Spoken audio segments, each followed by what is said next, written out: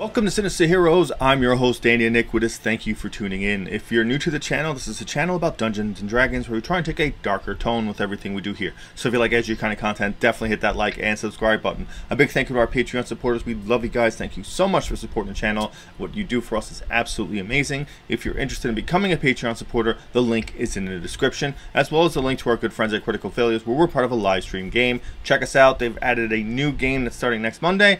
Definitely check them out as well. Usually about 9:30 Eastern Standard Time. So, with all that out of the way, let's jump into this week's video. We're going to talk about the Taldorei Reborn subclass, the Juggernaut Barbarian.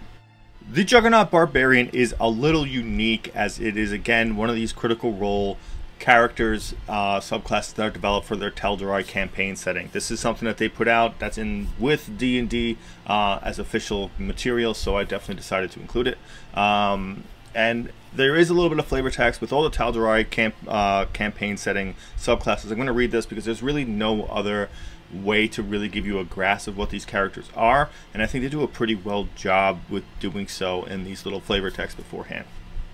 Barbarians who follow the path of the Juggernaut stand so resolute that none can deter them. Then they swing their weapons with such force that all who stand against them are flung aside. In might and in spirit, Juggernauts are immovable objects and unstoppable forces all at once. Juggernaut barbarians can be found all over Taldorei and are common among the Goliath warriors of the Rivermore herd that wanders the dividing plains. Some dwarves and humanoid survivalists of the Cliff Keep Mountains adopt this fighting style as an extension of their rugged determinism. And a number of stalwart juggernauts hail from the jungles of the Rifen Mist Peninsula, having cast off their oppressive yoke of the Iron Authority. Now, a lot of that towards the end kind of just has to do with specifically that kind of a setting, but understanding kind of what a juggernaut is kind of important, otherwise you kind of are at a little bit of a loss.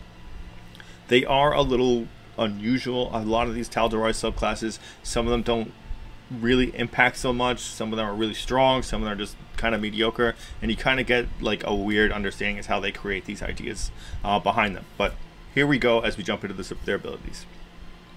At 3rd level, you gain Thunderous Blows. Starting when you choose this path at 3rd level, your rage instills with you the strength to shove and smash your way through foes, making the battlefield your domain. When you hit a creature with a melee attack while you're raging, you can push that creature up to 5 feet away from you in a direction of your choice.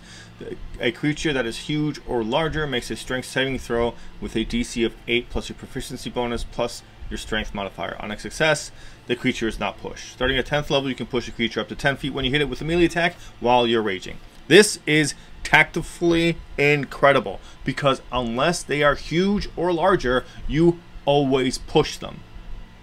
This is your choice. You can decide to make them happen and push them in whatever direction you feel like. Tactfully, that is a very big thing, because a lot of the times these abilities have checks.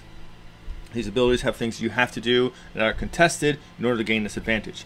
The caveat here is how many ways you can use that. If your party member throws down spike growth, you can keep pushing them back into it. If your party has a glass cannon or a wizard or something that's now surrounded by 2 enemies at 5th level, if you hit both those enemies, you push them away from your caster, and your caster doesn't have to use an action to disengage. They can use an action to do something else and still be able to maneuver out of that position. Doing stuff like that really gives you a tactical advantage. It is a very smart, powerful tool to help mitigate areas in which people are going through, push people together, maybe group some people up, so you can make the next big fireball hit more people than it would normally. These are very, it takes a more strategic mind to take the most advantage of this ability, but it's a passive that doesn't fail as long as they are not huge, which is a large amount of monsters in the campaigns that you'll be facing. Your 3rd ability is Spirit of the Mountain. You harness your fury to anchor your feet to the ground, becoming a bulwark of strength. While raging, you can't be knocked prone or moved along the ground against your will. So you can't be pushed, you can't be knocked over by gusts of wind or anything like that. You can't be knocked prone by tidal wave and things like that. All these things that knock you prone and slow you and push you back are creative tools that are carried, that are like riders on other spells that help keep the distance between the barbarian and their target. One of the big issues with the barbarian is closing that gap. Say you kill an enemy and then the other enemy in the battlefield is far away from you.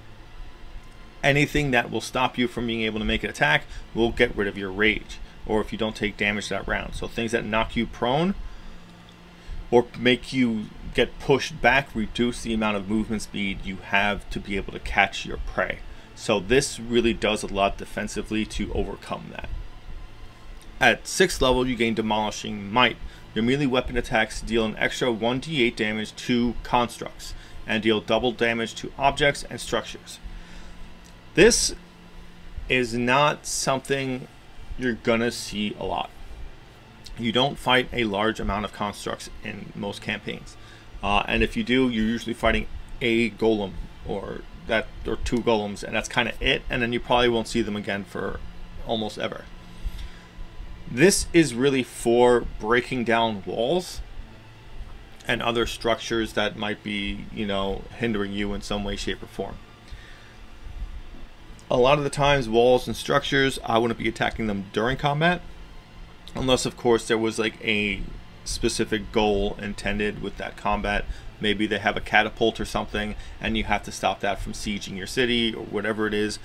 In that situation, this would be a very big boon to you, but most of the times you won't see that extra d8 damage. Also at 6th level, you also gain Resolute Stance. You can temporarily refocus your combat ability to make yourself a bulwark of defense. At the start of your turn, no action required, you can assume a defensive stance that lasts until the start of your next turn. While in this stance, you can't be grappled, attack rolls against you have disadvantage, and your weapon attacks are made with disadvantage. This is really, really unique. Understanding that this doesn't require an action, so if you did decide to go reckless, you could technically do that, but it would debilitate the whole purpose of this. This is if you have to hold a line. If you're fighting in maybe a tunnel or something that only one creature can go through, this is what you use in that circumstance. You take the Resolute Stance so you can hold that line, so that way you can survive longer, so that way you can really make the most out of your defensive abilities to keep that held as long as possible. This is super niche. This is really, really hard to get a lot of usage out of. But if you did feel the need to hold a defensive stance, which can occasionally happen, and trust your other party members to make that offensive attack in place of your defensive sacrifice, then I could see this happening more often. Keep in mind, both level 6 abilities do not require your rage. You can just do it. So that's a good thing. It doesn't require a resource to do. At 10th level, you gain Hurricane Strike. Your blows can hurl foes through the air and into the attacks of your allies. As a reaction, when you push a creature at least 5 feet, you can leap into an unoccupied space next to the creature, and if you do so, the creature must succeed on a saving throw with a DC equal to 8 plus your proficiency bonus plus your strength modifier, or be knocked down. This leap costs no movement and does not provoke opportunity attacks. Additionally, whenever you push a creature into a space that's within 5 feet of your allies, the ally can use that reaction to make a melee weapon attack against that creature. So, Hurricane Strike is a little weird to kind of understand. You will get that push on any attacks that you make, as long as you are raging. So Thunderous Blows will proc the availability for Hurricane Strike, and then you just have to use a reaction to leap into an unoccupied space next to that creature. Now, at 10th level, when you gain this ability, Thunderous Blows does give you 10 feet that you can move the opponent to. So you can push them away, and then you can leap in front of them, and then get in there and have yourself that opportunity to knock them prone. Depending on who your party members are, would dictate how good this ability is. If you have paladins, if you have rogues that are like isolated, this would be a great opportunity to push them to those enemies, and if you happen to knock them prone, great, because that would give them advantage on their melee attack and then guarantee a hit usually, which would give your paladin an opportunity to smite, or your rogue an opportunity to add an additional sneak attack, which can be very big depending on what kind of circumstance you're in or where along the fight you are in at that point. Keep in mind, strategically, you can push them away and then block their pathway by leaping towards them with this hurricane strike. Because you could push them 10 feet away and then maybe push them into a wall and then block their only escape out of there. Maybe you're saving a party member, or maybe you're just trying to isolate one creature from hitting anybody else. This is a great way to do that, because that creature has to use half its movement speed to get up, and then if it moves, it's going to take a reaction. Actually, no, if it moves, because it's going to take half its movement speed to stand up, it betters the chances of your party member from being able to escape or not being able to get caught by them. Keep in mind, strategically, it doesn't do any additional damage, but it does maneuver your opponents and give your party members the opportunity to take a damaging opportunity strike against them, against your opponent. At 14th level, you gain Unstoppable. Your fury in battle makes you unstoppable. While you're raging, your speed cannot be reduced, and you are immune to frightened, paralyzed, prone, and stun conditions. If you are frightened, paralyzed, or stunned, you can still use a bonus action to enter a rage. Even if you can't otherwise take actions, you aren't affected by any of these conditions while you're raging. Defensively, that's a big thing for you. Being paralyzed, being frightened, and being stunned. Stunned is horrible just in general, but particularly frightened is terrible for a barbarian. If the enemy that has frightened you is anywhere along the route you need to go to hit another enemy, you are stuck in the water, because you can't really do anything. On top of that, you have disadvantage on your attack because you're frightened. You can't move towards the creature that's frightening you in any way, shape, or form. So even if you're not going towards them, diagonally in that north, like if they were on the north side of the map and you were on the south side, anything on the north side would be going towards that creature. So you couldn't take any of those movements. You'd have to go laterally or more south. And that is debilitating for a barbarian. It's one of the worst conditions that he can have, and it causes so much of a loss of your abilities and what you can do. This is a great way to mediate that and give you an opportunity to get out of that and still make your rage really worthwhile. It does give you this need to use your rage defensively in that kind of a circumstance where you're fighting things that might cast fear or might have fear-like abilities, and save it until those go off or until you're in a situation where you can topple those foes originally. Otherwise, it does cause a little bit of a, if you just rage automatically, yeah, you do still have this immunity to it, but you might preemptively waste it on enemies that don't have these abilities. So you do have more of a reason to be more strategic in your rage uses because of this. This Juggernaut Barbarian does cause you to have a little bit of pause when creating your character. What's important here is to note that your Juggernaut isn't an increase in damage you're dealing outward. In certain circumstances, it's a reduction in that damage. But if you want to be more of a tactical, smarter barbarian, this does give you that opportunity to be more of a leader or commander on the battlefield. Situational awareness and the ability to push and move creatures wherever you see fit does give you that unique ability to make your rages change the momentum of the battle.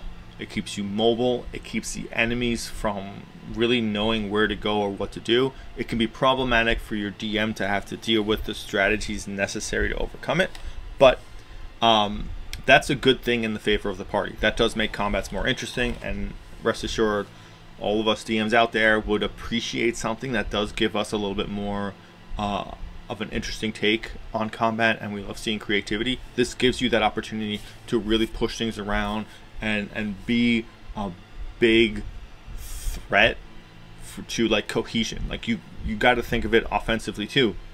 If they have like an iron wall of enemies and archers, you can now move up there and push them out of the way. There's nothing saying you can't push the same target twice. So you can push, move someone up out of the way, push again, move someone up out of the way, and now you've cleared a path for your party members to just rush through that line. And it does open up new strategies and changes the flow of battle, because now there aren't as many useful defensive units because you can always just move them out of the way. A lich isn't so terrifying when you can just wade your way through armies of zombies and get right to them. There's a lot of cool things you can do, and it really fits into that barbarian playstyle of just charging and rushing in. But I like the idea of having a little bit more control and more of a thought process behind it. This would be like a hobgoblin barbarian, because it pushes and maneuvers the battlefield and you can control the area from that. The hard thing is being enraged and formulating that into a more controlled hatred as opposed to like blinding rage, which is something that's unique to kind of the barbarian, and it does put you in a very different prospect with that, and I think that creates an interesting character. All that said and done, we're going to bring this video to a close. If you've made it this far, definitely hit that like and subscribe button. If you've encountered Juggernaut Barbarians, definitely tell us about it in the comments. We'd love to hear how they impacted gameplay, or as a party or as a character, what they were like and how that really kind of impacted the overall campaign, and whether you like the characters or subclasses or not. If you're interested in becoming a Patreon supporter, the link is in the description. And a big thank you again to all of our Patreon supporters. What you do for the channel is amazing, and you really help us keep going and putting out new content. And a big thank you to our good friends at Critical Failures. Their link is also in the description. And thank you for giving a spooky kid a chance.